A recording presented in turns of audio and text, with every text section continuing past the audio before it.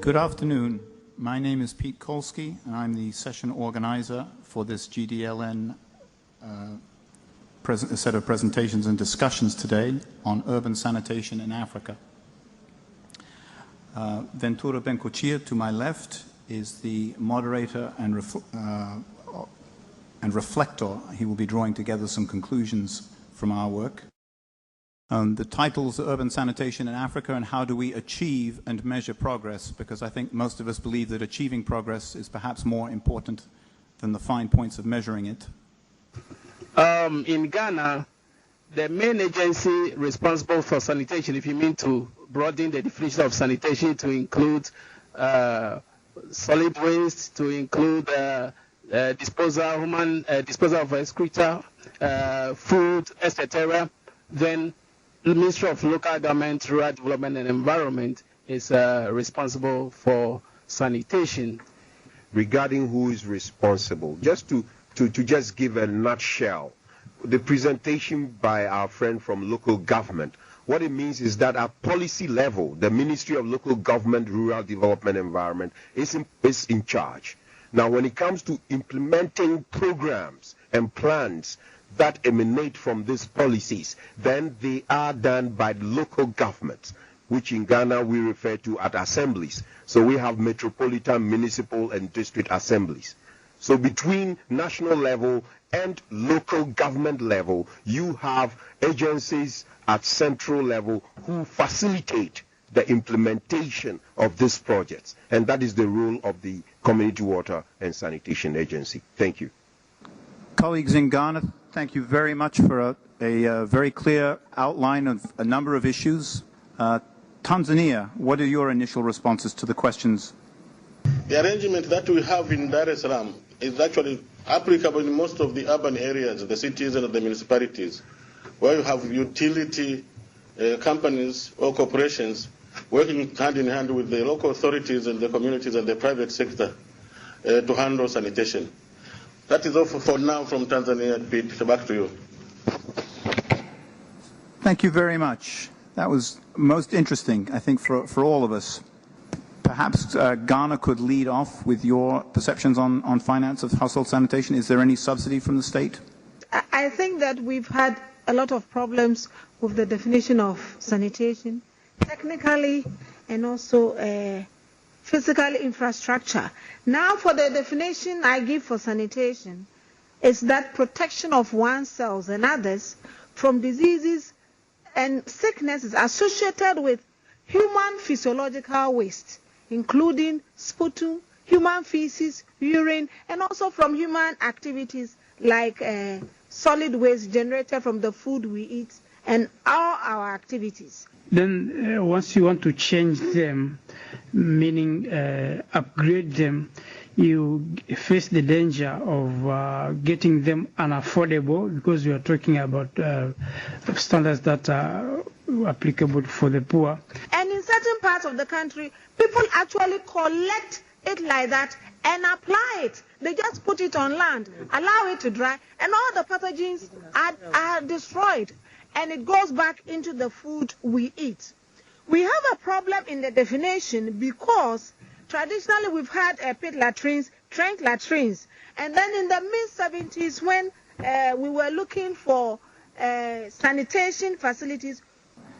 And also tied in perhaps with the experience of bundling services, where when you get involved, when you get interested in a toilet, you're not just buying a toilet, but you're buying a shower as well.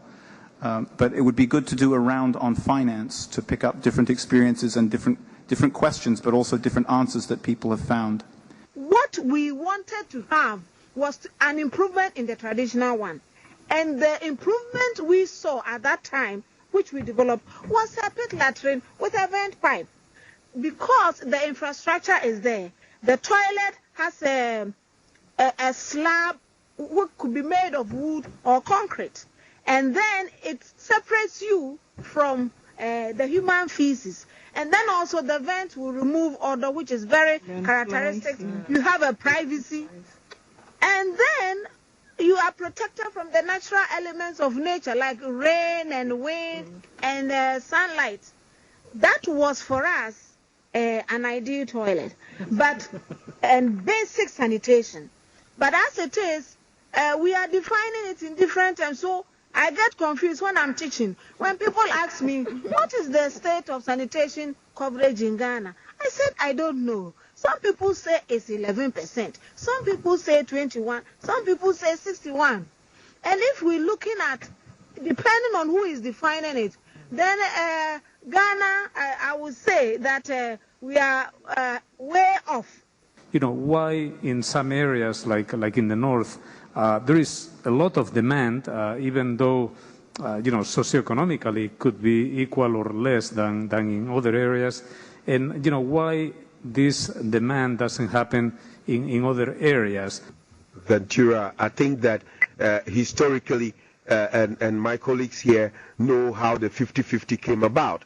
In the early 90s, we were doing a loan scheme. Okay, a project gave a loan of 80%, and then the households provided the 20%, and then you had the facility. But then the 80% was paid back totally by the household. But how did we go after this 80%? We sent project staff who spent a lot of time chasing loans that you've given. At the end of the project, some loans were not paid. When we calculated the effort of going to chase this 80%, the non-payment bit, which you were able to recover only about 67% of a loan that you've given 80%, and the effort, the first project felt that, hey, we might as well give away 50% because that is what we're doing anyway. Question of subsidy came in, and it's being applied on project basis in the health and mainly in the health sanitation and water project in one of the regions in the country and in some cities. I would do one recommendation. I would remind everybody that up to now we are still in the International Year of Sanitation, and this year started with a very big event which was called Africa San in Durban, South Africa, where 32 ministers attended. And at the end of this event, a global action plan has been developed so that each country was invited to develop their own country action plan.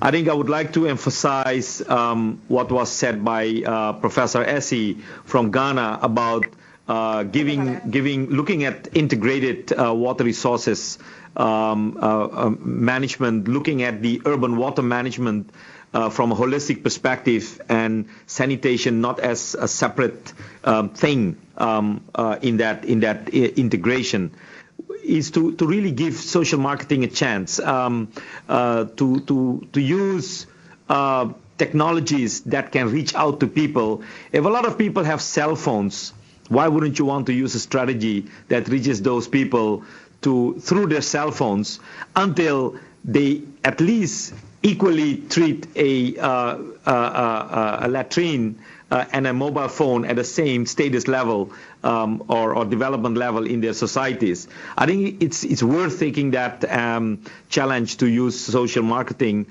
in societies, because we see that while people are able to buy a cell phone in certain communities, they apparently take a decision not to go for an investment in sanitation. And that has to do with something deep, attitude, culture, etc., etc. So if we manage to think of a strategy, an innovative strategy that could move that attitude, where cell phones become equal to latrines, it would be fantastic to experiment and to support these kind of initiatives. I think for now that would be interesting. The finance issue was also said about considering more concessional kind of loans. I will leave it up to here, Pete. Back to you. And then looking from social marketing to questions of incentives and also to strategy, that you may set a policy, but as people have pointed out, having a policy by itself, it doesn't give it legs. It was a great expression. The other expression I will take away is the advice that if you don't plan for it, you won't get the money. Now, I don't know quite how to turn that into a resounding declaration objective for Zaragoza. But I thought it was a very, very powerful observation that if you don't plan for it, you can't expect it to happen. So thank you to everybody and to friends in Senegal and Tanzania, and of course in Washington.